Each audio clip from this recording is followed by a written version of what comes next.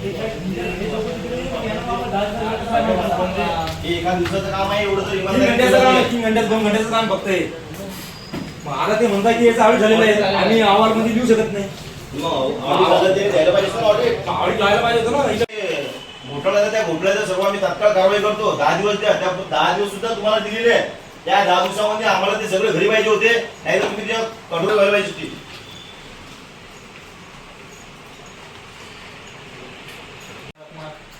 ते 4 घर संपले व्हिडिओ. तीन परत अहवाल संपवला. ऑडिट केलंय तर मग आमरण उपोषण करायचे. तिकडे ते त्याच्या किडनॅप फेलो, तिकडे त्यांच्या कुठल्या शरीरामध्ये प्रॉब्लेम हो याची काही हिंदन नाहीये.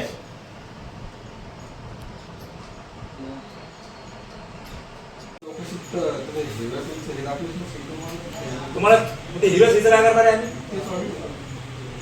नाही पण सर तुम्ही चौकशी कशाला केली मग? चौकशी काय केली? त्यांनी तुम्हाला तक्रार अर्ज दिला ऑडिट संदर्भात. बाकी मग साहेबांना बोलवा नाही तर साहेब करते कारवाई. आता साहेबांना बोलत साहेबांना कारवाई करणार. आपण ज्या पत्र दिले म्हणा, जे जे पत्र दिले त्या पत्रानुसार ते आपण माघार बी घेतलं की नाही सगळं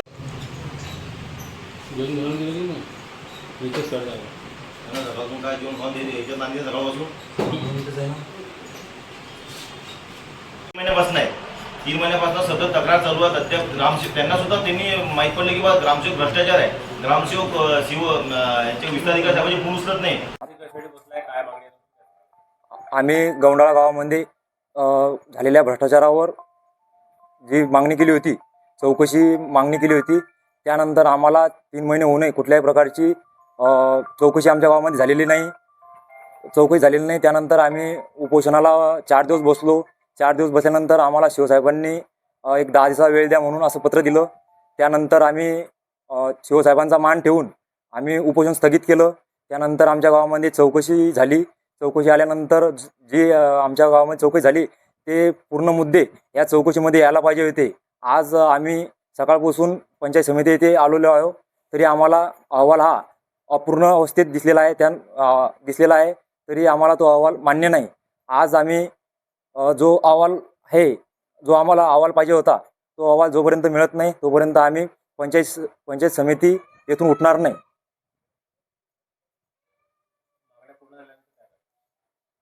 काय म्हटलं? मागण्या जोपर्यंत पूर्ण होत नाही तोपर्यंत आम्ही इथून उठणार नाही आणि येणाऱ्या काळामध्ये आम्ही आंदोलन करणार आहे.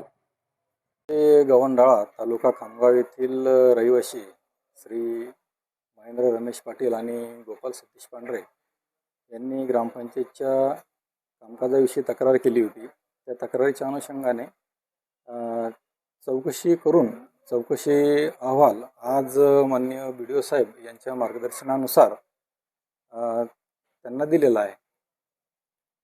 त्यांचं म्हणणं आहे की पूर्ण माहिती दिलेली आहे. नेमकं भ्रष्टाचार झालेला आहे का, आपल्या काय निदर्शनास आलेलं आहे, आपण आतापर्यंत कारवाई केलेली आहे.